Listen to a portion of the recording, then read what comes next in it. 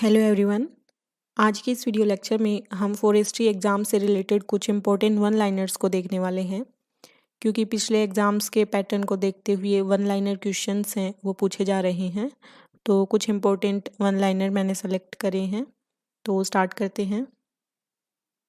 Forest economics की जो unit mention है उसके लिए यहाँ पे एक टर्म आती है मोनोपोली।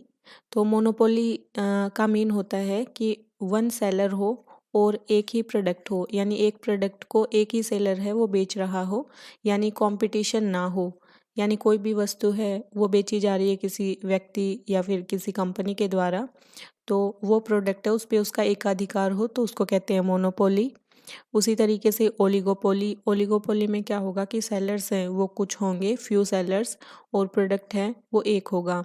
तो किसी एक प्रोडक्ट के लिए कुछ यहाँ पे सेलर्स हैं, जैसे कोई फ़ोन ले सकते हैं हम, तो फ़ोन के लिए अलग अलग कंपनियाँ हैं, तो फिर वो सेलर्स हो गई तो ओलिगोपोली हो जाएगा। इसी तरीके से ड्यूपोली, इसमें होगा कि टू सेलर्स होंगे और वन प्रोडक्ट होगा। इसके बाद टर्म आती है मोनोप्सोनी। इसमें सेलर्स की जगह बायर्स करना है, one buyer and one product. इसी तरीके से फिर ओलिगोस्पोनी, इसमें फ्यू बायर्स हो जाएंगे और वन प्रोडक्ट होएगा। और ड्यूपोली में होगा यहाँ पे two buyers and one product, तो सेलर को बायर से यहाँ पे रिप्लेस करना है। नेक्स्ट हम बात करें तो परफेक्ट कंपटीशन की। परफेक्ट कंपटीशन में नंबर्स और बायर्स जो हैं, बायर्स एंड सेलर्स के जो नंबर्स हैं वो लार्ज होते हैं और नियरली इक्वल होते हैं। तो ऐसी स्थिति में परफेक्ट कंपटीशन होता है तब बायर्स भी काफ़ी ज़्यादा हों और सेलर्स भी काफ़ी हों। उसके बाद है मार्केटेबल सरप्लस। तो टोटल जो प्रोडक्शन हुआ है उसमें से टोटल रिक्वायरमेंट को अगर हम घटा दें तो जो सरप्लस है वो हमारे पास बच जाएगा। इसके साथ ही ITTO ये मेंशन किया गया है, इसकी फुल फॉर्म होती है इंटरनेशनल ट्रॉपिकल टिम्बर ऑर्गेनाइजेशन। तो जैसे जनरल स्टडी के पेपर में पूछा था UNFCCC की फुल फॉर्म, तो फुल फॉर्म पूछी जा सकती है। ITTO एक इंटर गवर्नमेंटल ऑर्गेनाइजेशन है, तो इसका क्या काम है ये भी याद रखना है कि ये प्रमोट करता है conservation of tropical forest resource and their sustainable management, use and trade. तो ट्रॉपिकल फॉरेस्ट यहाँ पे याद रखना है और उनके यूज एंड ट्रेड और मैनेजमेंट को यहाँ पे प्रमोट करता है। अब इम्पोर्टेंट है कि इसका हेड क्वार्टर कहाँ है। इसका हेड क्वार्टर है वो जापान में है, योकोहामा में। इसका फॉर्मेशन है वो 1986 में हुआ है और जो पर्पज़ है वो है conserve and manage tropical forest resource, ये हमने देखा अभी। उसके बाद एक टर्म आती है यूटिलिटी। तो यूटिलिटी का मीन होता है कि utility in economics means want satisfying power of A commodity, और अगर रुपीज़ की फॉर्म में हो तो उसको प्राइस कहते हैं। Utility of the last unit को कहते हैं मार्जिनल यूटिलिटी। उसके बाद है GATT, general agreement on tariff and trade. तो ये एक इंटरनेशनल ट्रेड एग्रीमेंट था जो कि 1947 में साइन किया गया था और 1 जनवरी 1948 में ये इफ़ेक्ट में आया था। इसके बाद इसमें लगातार नेगोशिएशंस हुए और 8 राउंड ऑफ नेगोशिएशन के बाद में WTO का जन्म हुआ और बाद में WTO ने इसको रिप्लेस कर दिया 1995 में। तो इम्पोर्टेंट है, ईयर्स वगैरह पूछे जा रहे हैं और हेड क्वार्टर्स भी। तो WTO वर्ल्ड ट्रेड ऑर्गेनाइजेशन 1995 1 जनवरी को इस्टेब्लिश किया था। इसका हेड क्वार्टर जेनेवा स्विट्ज़रलैंड में है और ये जो ऑर्गेनाइजेशन है ये एक इंटर गवर्नमेंटल ऑर्गेनाइजेशन है जो कि कंसर्न्ड है with the regulation of international trade between Nations. And यहाँ पे दिया गया कि ऑफिशियली ये स्टार्ट हुआ था 1 जनवरी 1995 में, परसुएंट टू 1994 मराकेश एग्रीमेंट है उससे यहाँ पे ये बॉन्ड हुआ एंड इसने रिप्लेस कर दिया GATT को विच वॉज इस्टेब्लिश्ड इन 1948। तो ये पूछ सकते हैं कि मराकेश एग्रीमेंट है वो रिलेटेड है तो WTO से। उसके बाद एक काफ़ी इम्पोर्टेंट है TRIFED.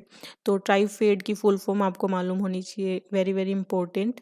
Stand for tribal cooperative marketing development federation of India. इसको इस्टेब्लिश किया गया था अगस्त 1987 में under the multi state cooperative society act 1984 by the government of India as a national level cooperative body. Next है कि which of the following institution is associated with Dunkel proposal. तो Uruguay round of GATT जो round हुए थे negotiation on multilateral trade negotiation, तब Dunkel draft है उसका यहाँ पे बर्थ हुआ था। और WTO भी इससे रिलेटेड है, तो WTO was also given birth by the Uruguay round. तो इस तरीके से क्वेश्चन दे के ऑप्शन पूछा जा सकता है, तो इनमें से जो भी ऑप्शन में दिया हो वो करेक्ट करना है। फिर है गिफन गुड्स। तो गिफन गुड्स कौन से गुड होते हैं? इन्फेरियर गुड्स होते हैं गिफन गुड्स। इनके बारे में ज़्यादा डिटेल से मैं यहाँ पे नहीं बता रही हूँ क्योंकि मैंने PDF में मेंशन कर रखा है, ये वन लाइनर के हिसाब से मैंने यहाँ पे लिए हैं। इसके बाद है फर्स्ट इंडियन फॉरेस्ट एक्ट, इसको 1865 में ड्राफ्ट किया गया था और काफ़ी इम्पोर्टेंट है। Next FCA forest conservation act 1980 के ड्यूरिंग बनाया गया। उसके बाद है first inspector general of forest, ये थे सर डाइट्रिक ब्रेंडीज। और इसके अलावा फर्स्ट कंजर्वेटर की अगर बात करें तो ये थे कैप्टन वॉटसन, अपॉइंटेड इन 1806। इसके बाद इम्पोर्टेंट है फॉरेस्ट पॉलिसीज़। तो फर्स्ट फॉरेस्ट पॉलिसी थी वो 1894 में आई थी, उसके बाद में 1952 में आई थी, ये इंडिपेंडेंट इंडिया की फर्स्ट थी। उसके बाद में लास्ट फॉरेस्ट पॉलिसी थी ये 1988, और जो नई फॉरेस्ट पॉलिसी है उस पर काम चल रहा है अभी। उसके बाद है प्रोजेक्ट टाइगर, तो 1973 में लॉन्च किया गया था। फिर है वाइल्ड लाइफ प्रोटेक्शन एक्ट, ये 1972 का है। उसके बाद है वर्ल्ड फॉरेस्ट डे, 21 मार्च को मनाते हैं। और इन्वायरमेंटल प्रोटेक्शन एक्ट ये 1986 का है। उसके बाद है national board of wild life, तो इसके चेयरमैन है वो प्राइम मिनिस्टर होते हैं, तो इम्पोर्टेंट है, पूछा जा सकता है। तो कहीं फॉरेस्ट मिनिस्टर दिया हो तो उसको राइट मत कर देना। उसके बाद है Indian board of wild life, तो इसको 1952 में कॉन्स्टिट्यूट किया गया। उसके बाद है फॉरेस्ट और जो वाइल्ड लाइफ है उसको कंकरेंट लिस्ट में आती है, ये इम्पोर्टेंट है, याद रखना है, पूछा जा सकता है।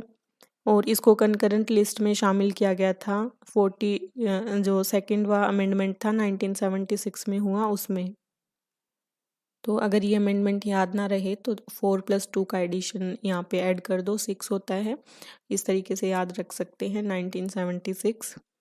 फिर है यहाँ पे बात करते हैं कि conservation of ecological fragile ecosystem and preservation of biological diversity in terms of flora and fauna. तो इसके बारे में बात की गई थी पहली बार 1988 की फॉरेस्ट पॉलिसी में, तो काफ़ी इम्पोर्टेंट है ये।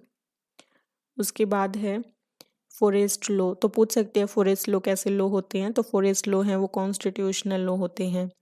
इसके बाद है बिग गेम, तो बिग गेम में आते हैं ये जो एनिमल्स होते हैं बिग एनिमल्स, वो आते हैं बिग गेम के अंतर्गत।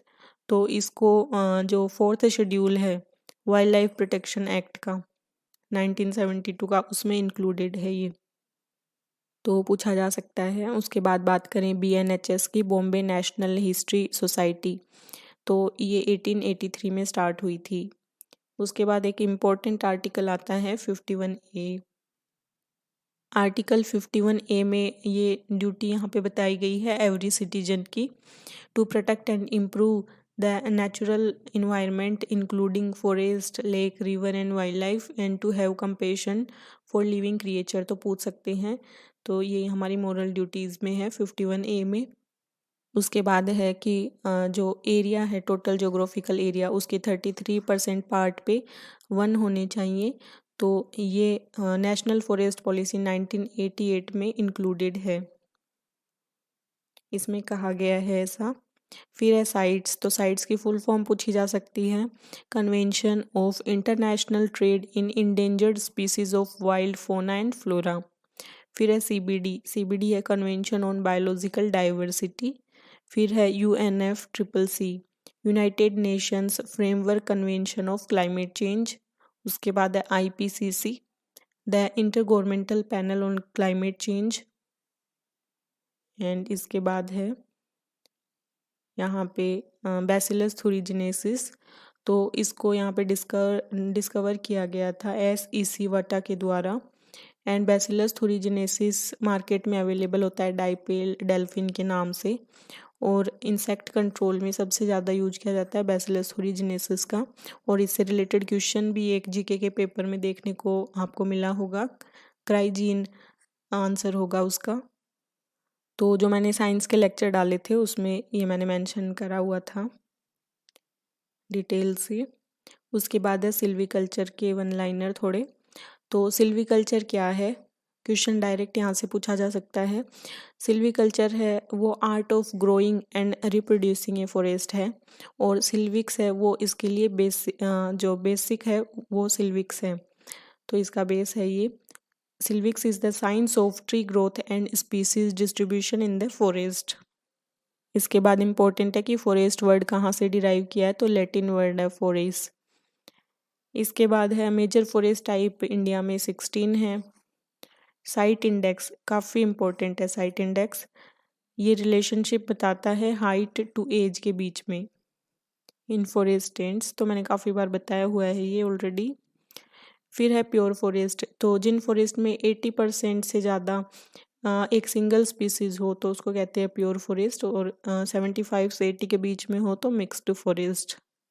उसके बाद है CVP इंडेक्स, तो CVP इंडेक्स है refers to climate vegetation and productivity index, तो इम्पोर्टेंट है।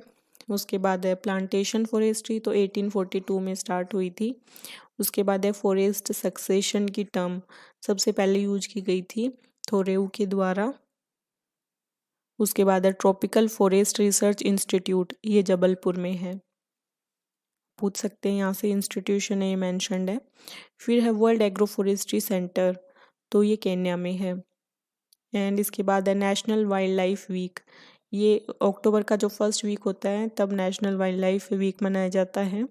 इंटरनेशनल ईयर ऑफ फॉरेस्ट 2011 को कहते हैं। उसके बाद है Tropic of Cancer and Tropic of Capricorn के बीच में मिलते हैं ट्रॉपिकल फॉरेस्ट। अब नेक्स्ट है वर्ल्ड फॉरेस्ट कवर असेसमेंट, तो यहाँ पे इंडिया की बात नहीं कर रहे हैं, वर्ल्ड फॉरेस्ट कवर असेसमेंट की बात कर रहे हैं। तो ये कंडक्ट किया जाता है 5 साल में, और इंडिया में 2 साल में आती है report. And world forest cover ये असेस किया जाता है FAO के द्वारा, और इंडिया में FSI के द्वारा। फिर है international year of ecotourism 2002, international year of biodiversity 2010। तो ये फैक्चुअल क्वेश्चन है, ये आने चाहिए क्योंकि ऐसे क्वेश्चंस RPSC काफ़ी पूछती है। फिर है इंटरनेशनल ईयर ऑफ फॉरेस्ट, ये 2011, इंटरनेशनल ईयर ऑफ सोइल्स 2015। फिर है इंटरनेशनल एनर्जी डे 3 मई। उसके बाद है वर्ल्ड एलिफेंट डे, तो एलिफेंट जो प्रोजेक्ट है वो मेंशन किया गया है, इसलिए एलिफेंट डे भी इम्पोर्टेंट हो जाता है। 12 अगस्त ओजोन डे, यहाँ पे 16 सितंबर। वर्ल्ड एनर्जी कंजर्वेशन डे ये यहाँ होगा 14 नवंबर। फिर है वर्ल्ड सोइल डे, ये होता है 5 दिसंबर। United Nation decade on biodiversity, ये 2011 से 20 के बीच में। International day for natural disaster reduction, ये 13 अक्टूबर को, इम्पोर्टेंट है, डिजास्टर से रिलेटेड टॉपिक भी मेंशन है। फिर international year of desert and desertification, ये 2006। उसके बाद इंटरनेशनल टाइगर डे, ये 29 जुलाई। इंटरनेशनल मैंग्रोव डे, ये 26 जुलाई। फिर है वर्ल्ड बायोडाइवर्सिटी डे, ये 22 मई को मनाते हैं।